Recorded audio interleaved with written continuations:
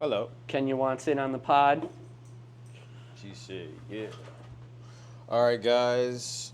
We got the MarketMoguls back in the building. Yes, sir. We've been busy. Welcome back. I know, it's been a while. Welcome back. But yeah, it's been a crazy year. It's what, September 13th or 14th? I think it's the 14th, 2024. Yeah, I think it's 14. And yeah, the days are counting down. A lot of stuff's happening. Again, everything, financing, everything, marketing. And it's getting crazy when it comes to us getting close to the election as far as everything. It's honestly crazy to even think about me even giving it the time of attention, but that's how serious things are getting, where you can't necessarily turn an eye to it, but it all has something to do for finance and marketing. It's so interesting to see everything happen from a marketing standpoint. Yeah. Because whether it be the DNC rally or RNC, them doing these campaigns for the political parties, I'm like, everybody take notes. This is how you wanna get a message out there. Pay attention to all the ads you see. Pay attention to what they say at the rallies. Pay attention to what they're saying, how they're saying it, what they're promoting, and they're selling you. They're marketing to you an idea, whether they're true or not. Completely different story. But it's overall things that we can take into consideration for us to sell ourselves on the things that we want to accomplish, whether as far as in our own personal lives, whether you want to get out of debt, whether you want to have better marketing. There's things you can take away from everything, but it's definitely eye-opening. What's one thing that's in your mind? I know we were talking about stuff before we turned the camera on. I mean, we've been going in for like an hour before this, right? Yeah. What's on your mind, bro? A lot, man. First and foremost, just what's real and what's not real. Yeah. Right? Like, I know we were just talking about this before the pod even started, but there's so much information out there right now. There's so much to go through. Yeah. Just on my TikToks alone and the videos that I've been going into, I'm going into the financial aspect of things. What are both political candidates saying, and how much of what they're saying is actually truth and how much is not true? So just like as an example, like the price gouging thing that Kamala is campaigning so hard about, right? Obviously that's between the marketing side of things, that's getting to people emotionally. This is a big crisis. This is a big issue. And then for me being on the finance aspect of it, I'm digging into the stuff that they're talking about. Right. How much of an impact is price gouging actually having on people's lives? And then the video I posted today on TikTok was talking about the housing crisis and how Trump wants to address it. And he wants to address it by eliminating how much funding illegal immigrants can get when they're purchasing their first house. And you have news media coming out and downplaying the numbers and saying it's not that big of a deal as you think it is. So you really don't know who to believe and who not to believe. And I think that's where marketing comes in right now. That's why I was waiting for you to get back, man, because I'm watching all this stuff happen right now and I'm just like, there's so much out there and it's all just to capture the attention of either side for the political candidate. And at this point, what I think is interesting is, did you watch the debate at all? I did. Well, I was connecting flights from Knoxville, and me and everybody else is crazy to even see. But I went from Knoxville, and then Knoxville to Dallas, and then when I was in Dallas Fort Worth, I was going into my connecting flight to go to Phoenix, and everybody was looking. I was on the screens. I was like, it's actually a movie that it felt like, because everybody had their phones out on the plane. Because Dallas Fort Worth airport's pretty large, and so it took a little bit to get there. So I was just more so paying attention to everybody watching, because this is something that everybody has got their eyes and attention on, what they should. But I don't know. At the same time, it seems a lot of people they want to make it seem like a lot of people are dismissing it. So, but I did watch the debate, and it was interesting. The thing that sticks out to me the most, I don't even know what you asked me, but I did watch the debate. But the thing that was interesting is they didn't have an audience, which is a very interesting thing. I didn't watch it. I did. Okay. They always have an audience, and the people always speculating like with the politics. You can see who was a natural born speaker or who's been a speaker that has been born and actually a profession versus somebody who was like coached through.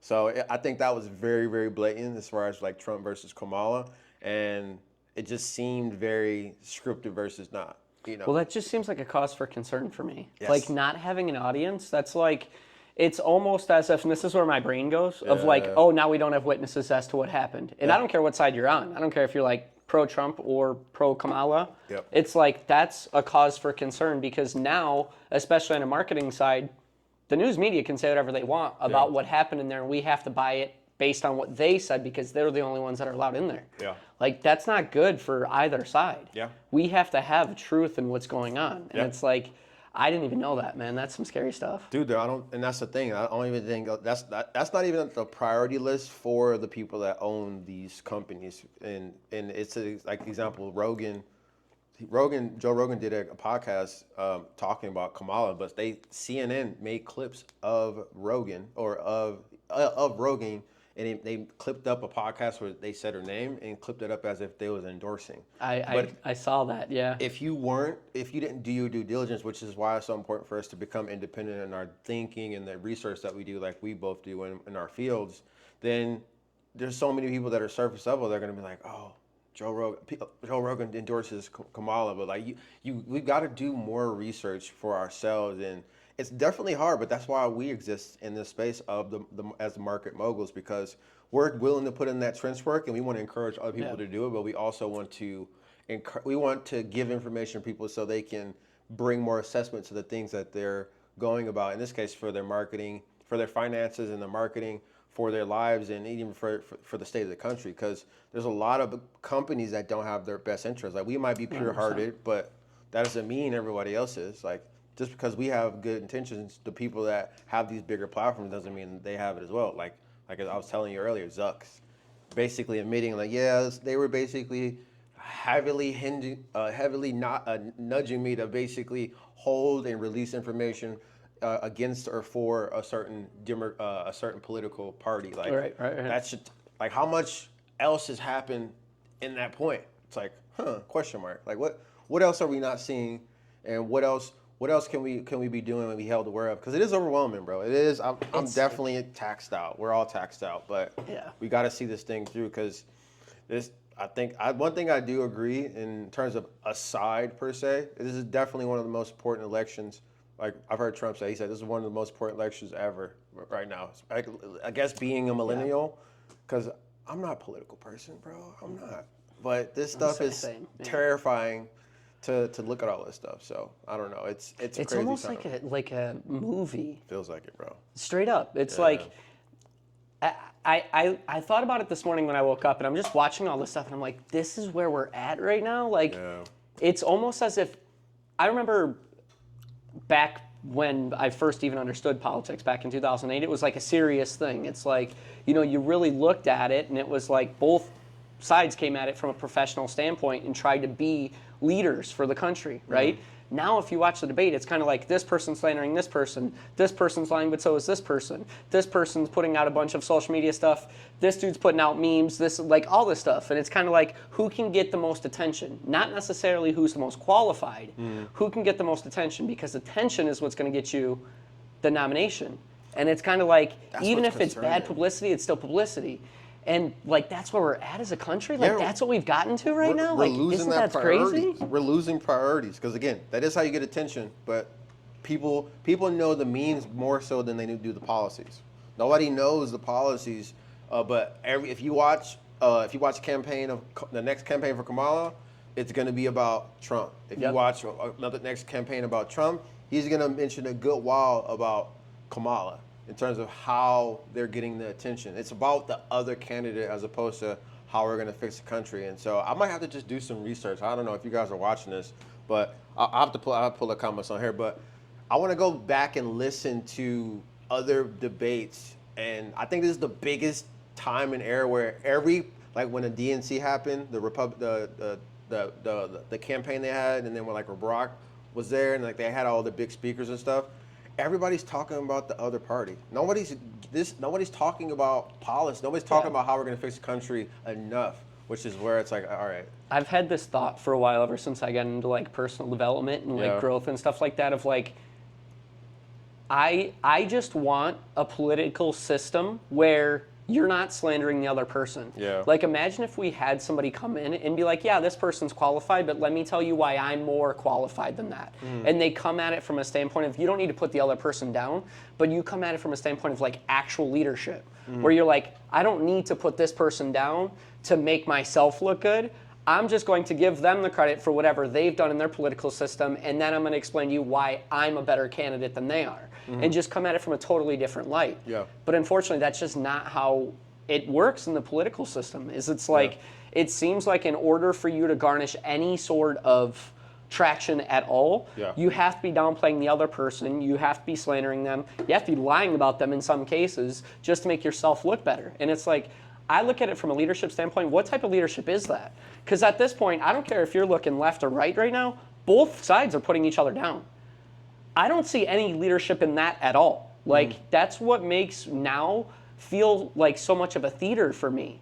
Is like, so you mean to tell me that the best choices we have are a dude that posts cat and duck memes to raise awareness about something that may or may not be happening in Springfield, Ohio, versus somebody who has never had any sort of traction politically, who was just basically appointed by one party to represent them, but who doesn't interview well at all with anybody. But if you watch the debate, you wouldn't. That's what I'm saying. That coaching, whoever coached her, bro, I was like, bro, because if you watch the compilation of her prior to the debate, you're like, there's no way, no way she's going to be able to go ahead and go toe to toe with somebody like Trump, who has a track record he has objectively when it comes to communications. Yeah. I'm like, yeah, someone they say like her earrings. I've seen her earrings before, but somebody was like, anonymous source, those earrings look very similar to a microphone. But that's also what we were talking about before the pod started too, is what are you supposed to believe at this point? You just don't because know,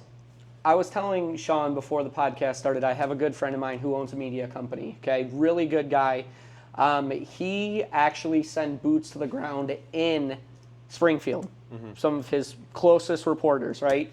And he said he found no evidence of anything going on in Springfield, right? I tend to believe him. I tend to trust him. But at the same time, you go on TikTok, you go on YouTube, you go on, whatever platform of, average everyday people and citizens, they're posting videos of this stuff actually happening. You're seeing body cam footage of police officers, arresting people for stuff like this. And this is the information that we're subjected to as a people right now. So it's like, you're getting this side, but you're getting this side, and you just don't know what to believe. And I think for anybody that's been, kind of watching, I don't know how much stuff you do on the political side right now. It's definitely ramped up in the last 90 days for sure. Where I'm bet. like, what's this? Because like I'm doing my due diligence now, trying to get answers, because that's what I think the answer is. You have to. You don't know who to believe. You have to. The answer is we got to get recon about the information that we hear. Like when I heard about the dogs and stuff, it's like, because, okay, I'm looking it up on YouTube. Then I'm looking up personal stories versus what I'm actually hearing. Versus, okay, I'm going to the point of like looking up individual stories on certain platforms where I gotta like find it, because and this is the thing that's interesting. When Zuck came out about the stuff that he was being nudged by a Democratic Party to basically hold or release information to help control a narrative.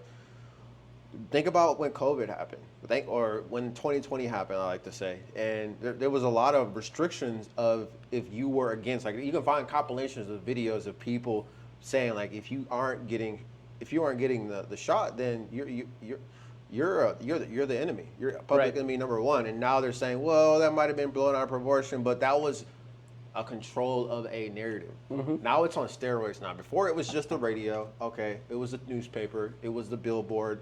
Now it's the consumption of what our mind is consuming every day. 100%. So it's like, I'm going to turn this button off, I'm going to turn this stream on and turn this stream off, so you're drinking this water instead of that water. And it's like, how much of that's happening right now? How many videos have been posted? Because I want to take it a step further to go about the cats and dogs stuff. So one of the things that I did hear is in Ohio, Springfield, that if they are doing it, it's like part of their, it's like voodoo.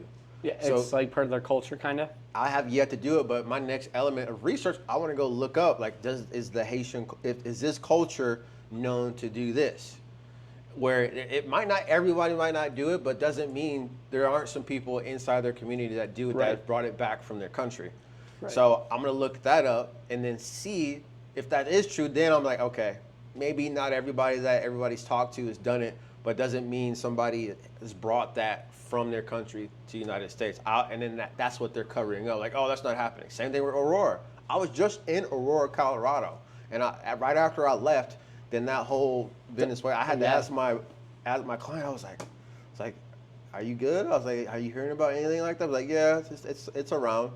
And, so he confirmed it? Yeah. So it's just, you got to really go really manual transmission when it comes to how we get our information. We got to take it, and then we also have to do our own problem solving on how we can come to the conclusion of what's close, like what's new, what's considered true and what's not considered true. And even then you got to take it with a grain of salt. So I don't know, it takes a lot of research, but it takes a lot of free thinking too. Yeah. In like putting the piece of the puzzle together. Yeah. Like when you start to see, especially now we're seeing it full force because how much money is being funneled into both sides, left and right. Yeah. They're going to try to push narrative as much as they can, and they're going to try to influence not only media companies but resources, right? And anybody that's doing any sort of reports, we want the reports to say this type of thing, or we need this candidate to say this, or we need, it's all of, and this is why I look so heavily into finance and into money, is because money is going to tell you exactly what's going on. We're living in a capitalist country.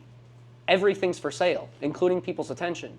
So what that means is if we have to manipulate the numbers in order to push our narrative, we're going to do that. So even on my side, where I'm researching numbers, I have to be subjective and objective with the numbers that I'm looking at because, okay, as an example, I put out a Trump video today. And the video was talking about how there was research that was done by a foundation that said that 4,000 to 6,000 homes last year were purchased by illegal immigrants, right? And we shouldn't be looking at it as a main cause for concern for the housing crisis. But if you continue to dig into those same numbers, 1,700 of those were just in California alone. That's not even talking about the fact that Oregon just passed laws that are going to allow illegal immigrants to also be able to purchase homes too. You start to see that there may be some truth behind this thing. Now, the 4,000 to 6,000 houses that they're talking about, how much of that number is actually real? How much research did they do as well? Because if I did just an hour's worth of research, which is what I did, and found that just one state did 2,000 loans alone for illegal immigrants, what's the likelihood that the 5,000 to 6,000 number that report dug into is actually real? Probably not very good because we're not accounting for the other 49 states. So even when you start to look at, they'll quote certain sources. Well, this report says this, and these people say this. It's like, okay, but who's funding them too?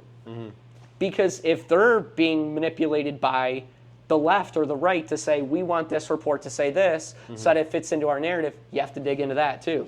So it makes all of this research even more like I have to come at everything from a standpoint of like, I can't pick sides left or right. I have an obligation to my people, to my community, to do fairness, to report fairly right now. And if you're not doing that, if you're not becoming a free thinker, you're basically just being controlled by whatever's being put out there right now. And I think that's what's interesting watching all this stuff. You know what I mean? Have you looked into the idea of why they are doing that, as far as the allowing factor of having immigrants come in? What do you mean the exactly? reasoning behind it? I mean, I have suspicions of it. I've heard some things, but I was just curious on what you've heard. I was like, that kind of makes sense. I tend to lean more in a psychological aspect of things. Because money buys power. I mean, when you have money, everything's for sale. I mean, if you working in a bank setting the way I have, you have access to certain people, certain investment opportunities, certain opportunities as an angel investor, things that the average everyday person wouldn't have. With that comes more power. You have more controlling stake. You can buy into companies before they go public, things like that, right? So when you start to have that level of power, your brain adapts to that. And your brain goes, I love this feeling of power. I love having access to things other people don't have access to.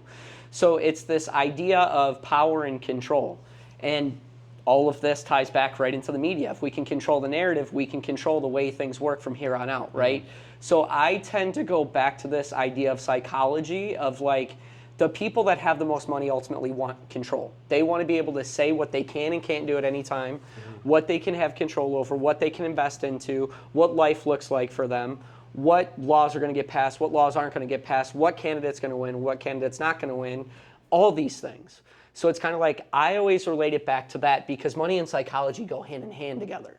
So is there this big oligarchy of, I think that's how you say it, oligarchy of people who want to control everything? I do tend to lean that way only because I also look at history books too. And look at like kings and queens and how they've ruled since forever and how they've always had all the gold and all this other stuff. Money and power go hand in hand. So I kind of just like always go back to that, you know? No, yeah, and I'm glad you do that. I got to do more of that for myself because history does tell time as far as what might be happening now and what's to come to some degree because we are habitual creatures.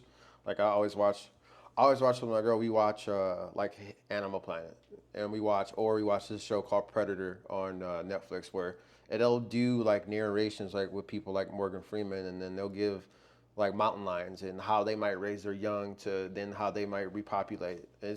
We have a lot of circular consistent biological factors that we follow as a species that if we pay attention to from a kings and queens standpoint to, you know, who's putting the grunt work out there, it's very consistent. And that would be a telltale sign as far as what we can expect or what we can expect what's happening. Cause I don't doubt it at any bit. And when I do go see these clients all across the United States, and they're talking about all these things that indirectly have something to do with the politics or the election. I don't know. It keeps me up at night because I'm just like, okay, that makes a lot of sense. That makes a lot of sense for me to even lean on a left side or right side because just what I was saying earlier about the reasoning of that. They're saying that one of the ideas that I heard is they want to feel states that might be swing states to then convert them into, I don't know, is it blue? I think it's blue or red. So like Arizona's one of them. So it's like the swing states tend to dictate who's going to win the election. Yeah. So there's like 7 swing states. Exactly. So like Arizona, like one thing I've been looking at, like there's people who've been doing documentaries going into like towns. Like I watched when Trump came to the border and then he came with some families that were affected by crimes of illegals committing crimes here in the United States, very violent crimes with the families. And then I also looked at documentaries of things that are happening in New York as well. Like they have to lock up right now. They currently have to lock up groceries because they're either being stolen or they're being resold. Basically, I'm just gonna steal it to resell it for myself. Right. So, I'll putting all those together. I don't even know necessarily what I'm saying, but that's the stuff I've been going down the rabbit hole for my research recently on the media side of things because you hear stuff and then it's like, okay, is this true? And then as time goes on, there's just a lot of things that make you think like how much is being told to us versus how much is being withheld from us, and how does that directly affect us? Because I know from the immigration standpoint, from the point of illegals coming in, like if there is all this crime that's happening, like that can affect us on our everyday, where a dollar won't necessarily matter to the point of, you know, we have to actually be strapped out here. Yeah, straight up. Like I'm like, damn, okay, that happened in Aurora. Aurora's like, it's not a 5-star place when I was out there, but it's not far away from like it's called Thornton, Colorado, Fort Collins, Colorado. That's familiar with Fort Collins. It's not far away at all for that same activity to happen in a very upscale area. Like, what does the world look like that look like? Like, that's where I'm going in terms of how does life look like that in the sense of seems like Animal Planet, bro. I don't know. It's like legit. Like, we just need Morgan Freeman to narrate so the Americans and the Democrats are fighting. Eventually, it's going to be like 1,000 years from now. They'll go back and just like, this is what was going on in America back then, in a country called America that no longer exists. Like that type of deal.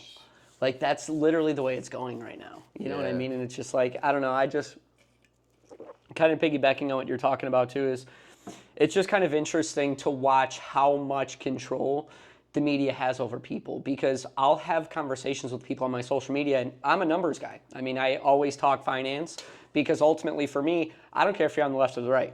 I want you and your family to win financially because over the past 4 years, we've been getting screwed. I don't care what anybody says. Yeah. They can sit here and tell me the economy's been great, but I mean, we know that the jobs report wasn't accurate. They just came out with that last month, right? So they've been lying on the jobs report.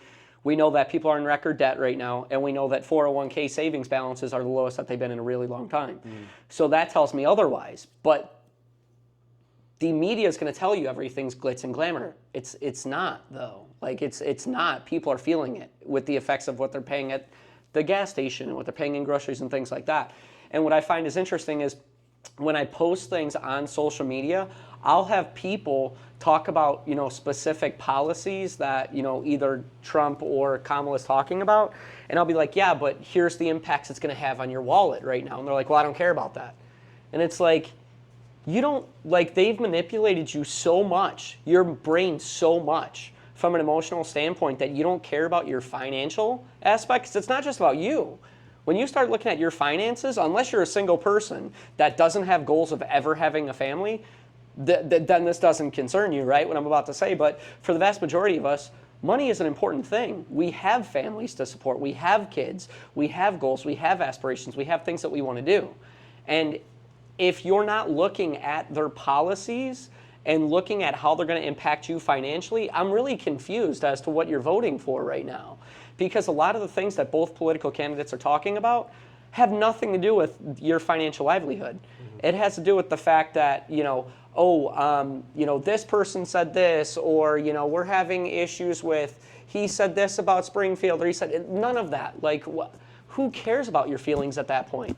Like, what does your bank account look like in 4 years? Like, those are the things that I look at, which is why, when we talk about marketing, I don't look at the news at face value and go, oh, this is definitely true. I can't do that. If I did that, I'd be doing a massive disservice to my entire audience.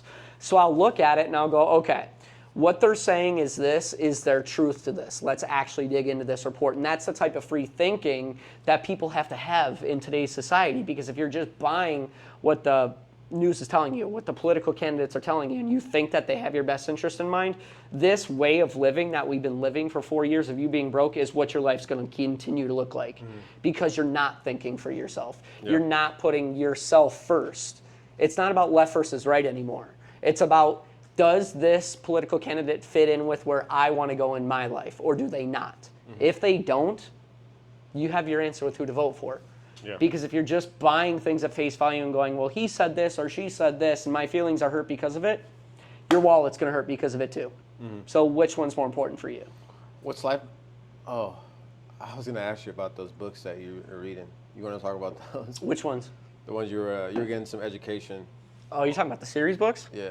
So that's a whole different thing. So that's really teaching me a lot about like economics and like actually like how all of it works and the different financial responsibilities that investment firms have and individuals have, which that's a whole nother thing we can talk about in and of itself, because the more I learn about, financial advisors and banks and all this other stuff, man, there's a lot of good advice out there financially, but a lot of questions coming up as you what I'm learning is it's more sales than anything, much like everything on the planet is. That's life. So what else can you do? But I don't know. It's very interesting to learn the rules and regulations and the cans and can't do's, because I'm somebody who, again, when I look at banking institutions, when I look at advisors, when I look at politicians, when I look at whatever, are they doing what's in the best interest of the client at all times? And there's a lot of rules that go on in investing, and there's a lot of rules and regulations that go in the banking world that say they have the client's best interest in mind. But when you're actually in there and you're reading these rules and these laws, you're like, yeah, they're hiding behind a veil of secrecy. Right. So like even that stuff, I'm glad to know it because I can give it back to other people, right? And I'm providing value for myself and other people. But just digging into things like that, it just makes me want to know more so that I can help people kind of navigate what's going on in their investing life, into different options that they have for investing, into maybe looking into alternative assets. Because right now, I think me and you were talking about this 2 months ago, but you were talking about buying gold and silver. Mm-hmm. A lot of people don't even realize on a basic fundamental level, you can buy gold and silver really easily. And it's a great hedge against the US dollar losing value. And over the past, this goes directly into marketing, over the past year or 2 years, people have been talking about how the US dollar continues to lose value because inflation is high. So if we know that the US dollar is losing value, what types of assets can we put our money into that it's not going to lose value, that will continue to grow our wealth even though the economy may not be doing as well as the media is telling us, right? Yep. So it's like when I read books like that, it just opens up a whole new world of possibility to not only things I can invest into, but the information I can give back to other people too. So it's cool stuff, man. Yeah, Cool stuff. everybody's marketed. That's the thing. Like, who's to choose the veil of secrecy that could be given and be in public education to hold that information, and then who's choosing to give us consumer like marketing for us to just be consumers, because everything is like television. I'm gonna watch my weekly program. It's some form of programming. Weekly programming. Yeah, I love that they call it programming. that's what it is. Like, all right, 100%. thanks for tuning in to your weekly program. It's legit. That's literally. Thanks for giving us control of your mind for a half an hour or an hour while we tell you everything you need to hear so that your life can That's the go in game, whatever bro. direction. I told my girl, I was like, we're gonna start. I used to do it, but I've been doing it now because I don't even like looking at my phone to start. Because if I get into a scroll, I call it a doom scroll, then it affects how I can like start my day and like working. So because I don't want to consume while I need to produce in terms of work. So doing that has helped me like tons. But you have to literally protect your mind nowadays. Like, if you want to have control over your life, and it's so interesting for me to say this because my job is to get attention for these businesses and help them get more revenue and phone calls and everything. In order to do that, I need to forecast a program. I need to be telling a vision. So you need to protect what you're consuming, and then what you do consume, you got to like cut out a lot of it, because that's where my heart is telling me, especially when it comes to the election, when it comes to marketing, when it comes to finance, how you're programmed on a daily, weekly, monthly basis. Right. Will have a large effect of whether you can be proactive for your life or not. At this point, you got to know if you've taken the red pill or the blue pill. Matrix, metaphorically speaking. Like, it seems so literal now. The blue pill in the Matrix for 2024 now is consuming media, fear-based media, and not consuming anything that is going to entertain a solution. Yeah. I wouldn't know how to entertain a solution if all I consumed were problems and being in a problem state. Just thinking about it. Like, you got to ask yourself that question. Are you only consuming things that are putting you in a fear state, and you're not consuming anything that's going to help you solve your issue, and you're just always like, why me, and being a victim? Or are you here a part of the money circle, and you're getting hold of calculators that's going to help you confine your debt and put you on a roll where you can finally stack money in a positive flow? Like, I just got done paying off some debt of mine. Let's go. And so I'm at a point where I'm like, damn, I can finally start Feels stacking. good, doesn't it? Feels great. You literally feel on top of It's it. like weightlessness. Yeah. Yeah. You're like, I can compound some actual momentum in Straight terms up. of getting a high yield savings account, start stacking money with that. Like, that's one thing I'm going to be doing, kind of segue. But me and my girl, I told her that we're going to start selling stuff on Facebook Marketplace. Do it. It's just every week. Because we were in Michigan, she met my grandmother, and then my grandmother needed to get rid of things. And so she's like, Sean, can you help me sell stuff on Facebook Marketplace? My girlfriend posted 2, 3 things, 4 things, probably 20 things. And then inside of 3-4 days, sold $300 to $400 worth of stuff. Yeah. So I told my girls, like, we're going to do this once a week.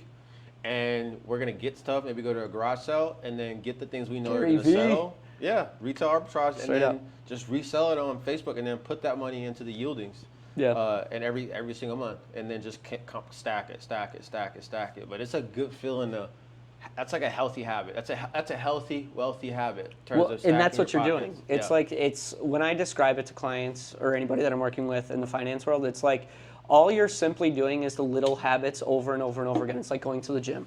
That's it, right? It's like you see the dude at the gym that's like yoked, right? Like this big, massive individual. Do you think he's been like that his entire life? No. He went to the gym every single day. It's like Joe Rogan, he said this one time, and it stuck out to me because me and you are both gym rats, so you can relate to this. But he said, he was talking about the gym, and he goes, do you think anybody that goes to the gym likes going to the gym? No. We hate going to the gym. But the fact of the matter is we know that we want this result. So in order to get this result, you have to do this discipline every single day. You have to be doing something physical every single day to get this result. Money's the exact same way. Money is not this big complex thing that they've made it out to be, that only the silver spoon people that grew up in the right neighborhoods can. No, it's not. It's simple. It's the little things that you do on a consistent basis that ultimately lead to wealth. Yep. Like this idea of, and this is something I taught in my community recently, this idea of getting rich quick. Like, if I can just hit the lottery one day, if, one day I just come into a lump sum of money, or, my parents die, they're going to give me money, or whatever the case is, then all my financial problems are going to be gone. I'm going to call you out right now. That's a bunch of bullshit. And the reason why is because mentally you can't handle money. You haven't put the exactly, like, that's what I feel about it. Slam on the desk real quick. Slam on the desk real quick. But it's like you haven't conditioned yourself for the financial success yet. So it's like there was a news article that came out in one of Arizona's news media sources, but Adrian Peterson, the running back, is in $13 million worth of debt after making $100 million in his NFL career. What does that tell me? He doesn't understand how money works. So this proves what I'm talking about, which is I don't care if you win the lottery tomorrow. 5 years from now, you're going to be broke again because you don't have the disciplines to get where you want to go. So it's like, I'm going to jump on what you said a couple minutes ago, but you were talking about, how do you know, like, you're going internal, right? How do you know, like, if everything's going good or you're seeing negative or whatever? Just look at the results of your life. If you look at the results of your life and you're like, I'm not happy with my living situation, I'm not happy with my spouse, I'm not happy with my job, I'm not happy with my house, I'm not happy with any of this stuff, okay, that's the results you're getting based on the actions that you've been taking, right? So if you want to continue those same actions and you don't change anything up, that's what your life's going to look like forever. That's what it's going to be. Like to think that something's going to be different and you're taking the same actions, you're thinking the same way, you're doing the same things every single morning, nothing ever changes, it's the monotonous, you're an insane person. Nothing's ever going to change for you. But it's like if you're somebody that wants to create wealth, or you're somebody that maybe you're watching this podcast right now and you're like, well, okay, these guys are free thinkers. I want to become a free thinker. Cool.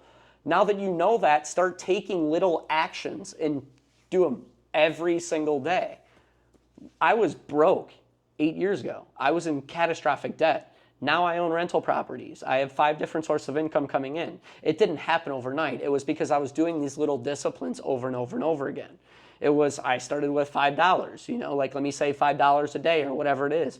And it compounded on itself to the point where that was paid off. I have investment properties. Now I'm able to invest in other things, and different sources of income coming in. I'm scaling my business because I have the ability to do it. But it's like I had to work hard to get there. And the hard work isn't working an extra 40 hours. It's not, taking on 2 or 3 different jobs to make ends meet. It's nothing like that. It's changing little things that you're doing right now that are more in alignment with the goals that you have for yourself. And this isn't just money talk. This is whatever you're talking about, right? So it's just like, if you're sitting here watching this podcast right now and you're like, my life sucks, I want to change this, understand that it just takes small actions in doing them over and over and over again until they become an unconscious habit. And then things start to change in your life. So I think if people were to break even their monetary life down to that simple, basic concept, everything would get better. Of like, yes, I get it. Like, we're in a position and we're in a society right now where everything sucks financially. Houses are out of control, debt's out of control, interest rates are out of control, like all this stuff, I get it, but just change 1 or 2 little things that you're doing and just continue to do that small little change every single day and watch how it makes a massive difference in your life. And this is what we do in the community. I mean, for those of you that don't know, I started a community a couple of months ago. And these are the things that we do as a collective in the community is we set little goals for ourselves. And we have people that are holding us accountable to those goals, whatever it may be. You can be somebody that's just starting out. That's like, I want to pay off my debt, or, I want to start investing in the stock market, or I want to, improve my credit score, whatever. Now you're a part of a community, people surrounding you that have the same mindset, right? So now you're thinking differently, that'll keep you on track with those goals. So I think just breaking things down to the most basic, simplistic level you can and making the necessary adjustments is going to make all the difference in your life, no matter what you're doing. Yeah. So, yeah. But the media is going to try to take control of your mind and tell you it's not possible. They're going to tell you that this is just the way it is. If you elect this person, then your life's going to be better. If you elect this person, your life's going to be better. Your life's going to get better when you decide it's going to get better. It has nothing to do with any outside influence at all. It has to do with what's going on internally, the actions that you're taking, and the thought process that you have, and who you surround yourself with. Period. Look at your friends. If your friends are losers, you're going to be a loser. It's just the way it is. Sorry if I hurt anybody's feelings, but I'm not sorry at the same time, because that's what you've subjected yourself to. You have to change things to get something different. So, I don't know, man. No, it makes me think about what I've heard Tate say. You got to resist the slave mind, because one indicator that comes to mind as you're saying that is pay attention to how many things you're dismissing versus addressing every day. We have things that we all need to do that we push off, and if you can start to tally how many times you're addressing things versus dismissing things, I think that is a great tally that you can keep track of and compound. So whether it be to save money, whether it be to work out, go on a walk, go on a run, go talk to your family, fill out job applications, make an advertisement post on social media every day. These things, you're either going to address them and take action on them, or you're going to dismiss them and be passive about it. And so it just makes me think, because everybody needs that quantify what these things mean. Like, okay, I want to be financially better off. I want to have control over my life.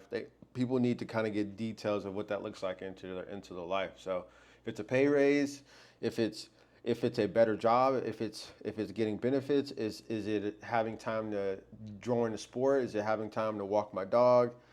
There's things that you can assess in your life financially, and then even from a marketing element, how are you selling yourself to your peers? If you want to attract higher quality people, are you selling yourself short, or are you selling yourself you're selling the better version of yourself when you speak about yourself versus others? Because if you want better people in your life, if you're not thinking highly of yourself and you're dismissing yourself and not addressing yourself, the things that you know you need to get done, see, that's going to be, I'm about to make a post about that right after this.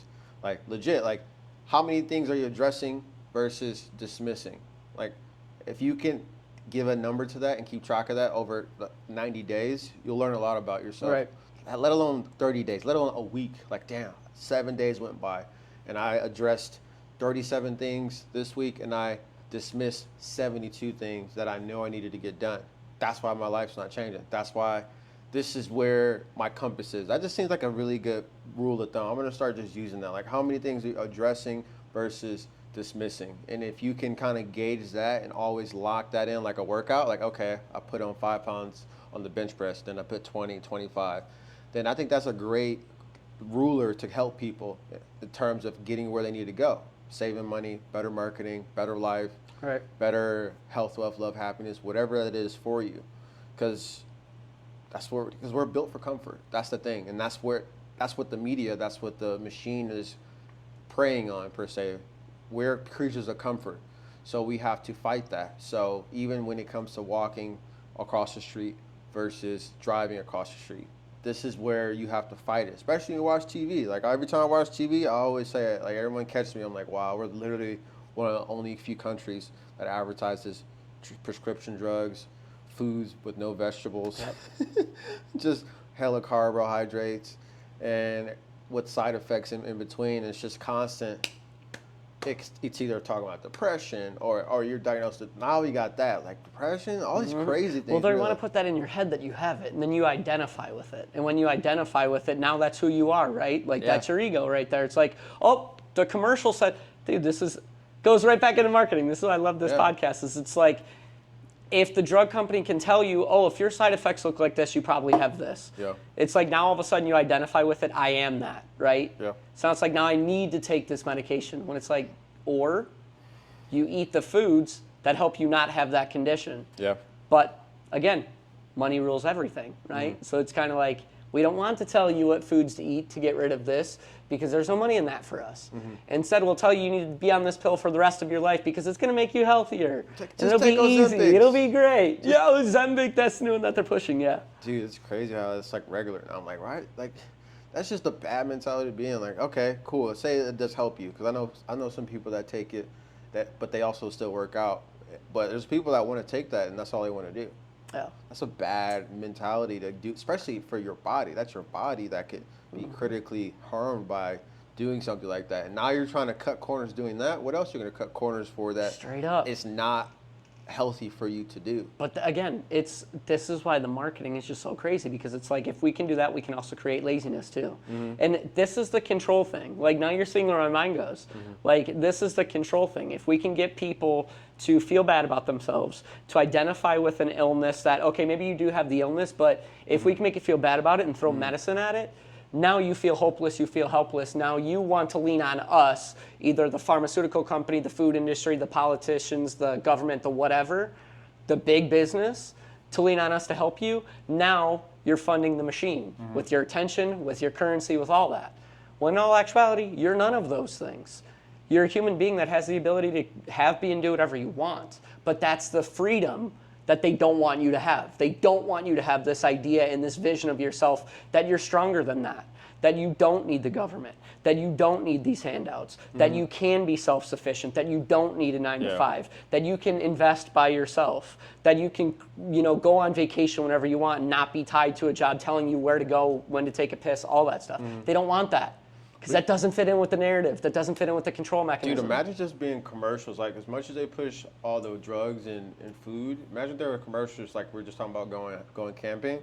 Imagine if there was, like, campaigns being ran as much as, like, a camping commercial. And then somebody being responsible for getting, like, 10% more humans or 10% of people in America to start hiking every year. That would change so many people's 100%. Lives because we're trying to get away from it so we can reset and serve a bigger purpose with it. As far as doing this social media thing, So that should tell you something where if we're doing that, like how much would you reset if you were able to escape that thing in the back of your head, aka in the Matrix, when you're plugged into the Matrix to therefore be able to see your life in a better light? Because it's cool to say all these things, but I've heard it before, you've heard it before, we've said it before.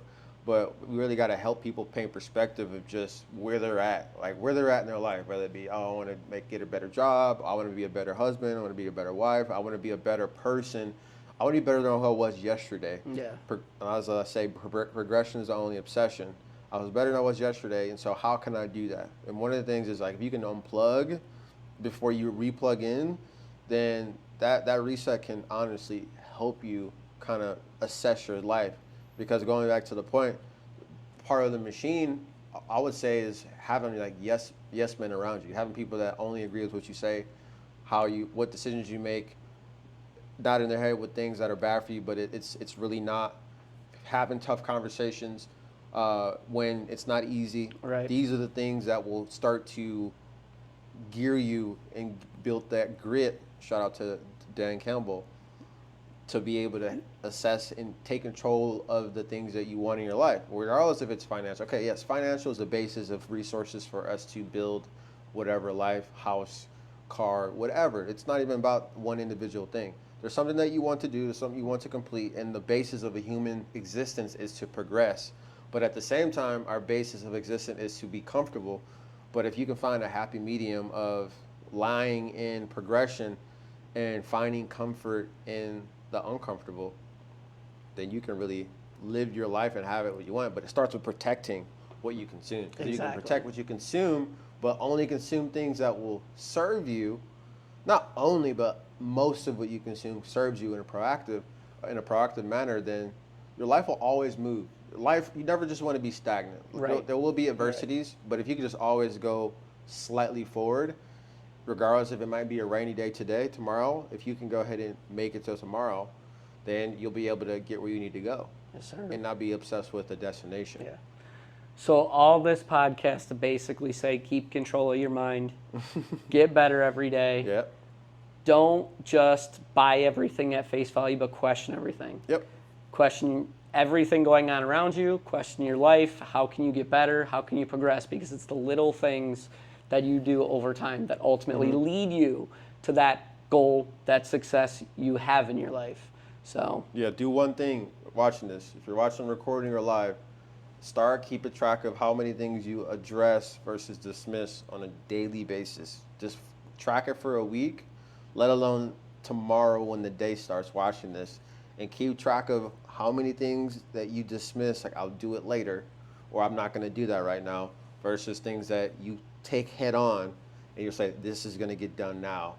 And start keeping track of that, and then bring that information back, have a conversation with us, and then let's talk about those things and keep track of it, and start to lean more into the addressing of the things you know you need to get done, because for creatures of comfort, we have to fight that with progression, because it's the only obsession. that's right. That's good. Mark Moguls. Boom.